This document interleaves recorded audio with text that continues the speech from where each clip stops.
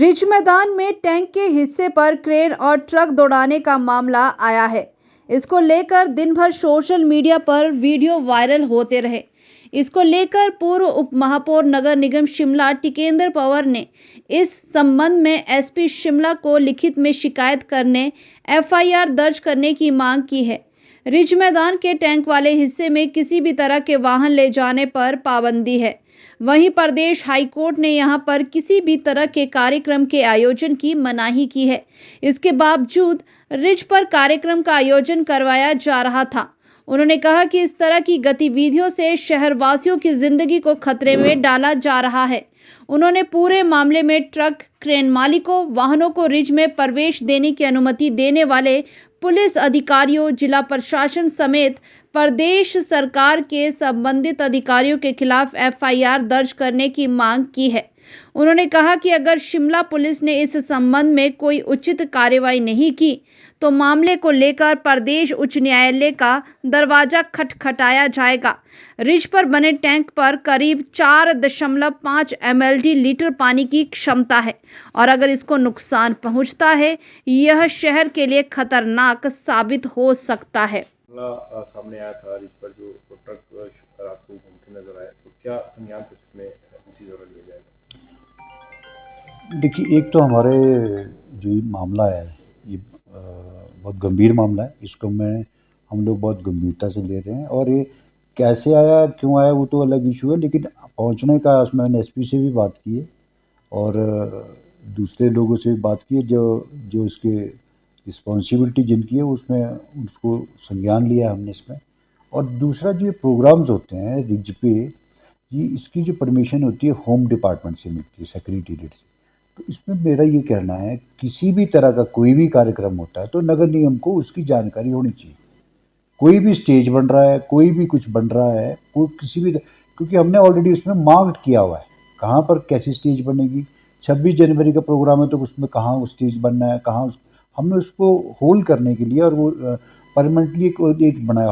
हर कहीं उसमें वो नहीं कर सकते हम, चाहे वो वाटर टैंक नीचे, उससे अरे को हमने स्पेस दे रखा है कि कहाँ अपने स्टेज बनानी है, कहाँ वो, ये इसकी सारी चीज़ें हमने दे रखी है। इसकी जानकारी जब हमारे पास नहीं होगी तो वो बड़ा चिंता का विषय रहता है। इसलिए मैंने होम को भी मैं लेटर लिख रहा हूँ कि जो भी किसी भी तरह का कोई फंक्शन हो, पहले हमको भी इसकी जानकारी हो, क्योंकि हम परमिशन तो हम देते नहीं है इस डिपार्टमेंट की, होम से लेनी पड़ती है। जब हम परमिशन हमारे पास हो, हम प्रैक्टिकली हम बताएं, हम पानी वालों को भेज सकते हैं वहाँ पे कि इसके नीचे टैंक है, कि कहाँ करना है, कितना स्पेस आपको मिलेगा, इससे ऊपर नहीं कर सकते आप। तो इसलिए मैंने कल भी इसी को किया। अब मैंने स्पॉट पे जाके देखा भी, उसको मैंने स्टॉप कराया, बंद कराया और उसको शिफ्ट कराया। और ये सारा संज्ञान मैंने एसपी से भी बात की है और सब इस पे संज्ञान लिया जाएगा। तो देखा गया, क्या संज्ञान सर, क्या कहेंगे सर?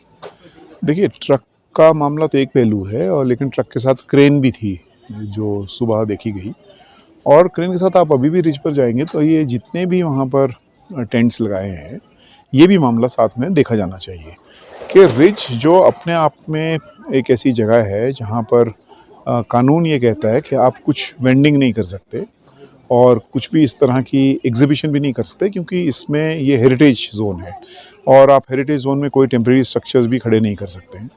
और हाई कोर्ट का ऑर्डर है, हिमाचल जो हाई कोर्ट है 2004 का, अगर मैं सही हूँ याद कर रहा हूँ, जस्टिस देसाई का, जिसमें ये साफ कहा गया है कि यहाँ पर कोई भी एक्टिविटी नहीं होनी चाहिए 2-3 कारणों से। एक तो ये है कि इसकी सेंसिटिविटी है और ये अपने आप में बहुत ही वल्नरेबल जोन में है, क्योंकि बहुत लोगों को शायद ये मालूम नहीं है कि ये टैंक सिर्फ पानी का क्वेश्चन नहीं है, लेकिन जितना भी जो रीजन है लोअर बाज़ार से नीचे, ये सारा अगर कभी आग लगेगी तो इस टैंक का होना बहुत ज़रूरी है।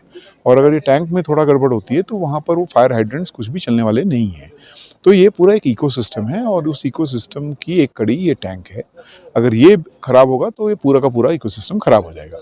तो इसलिए मैंने जो इसमें एफआईआर लॉन्च की है, वो एक तो वो लोग जिन्होंने वो गाड़ियाँ अलाउ की और जो टैंक के ऊपर कोई एक्टिविटी नहीं होनी चाहिए, इवन होम ऑफिशियल्स अगर परमिशन उन्हें दी है, क्योंकि होम ऑफिशियल्स भी मतलब कानून से ऊपर नहीं है ना।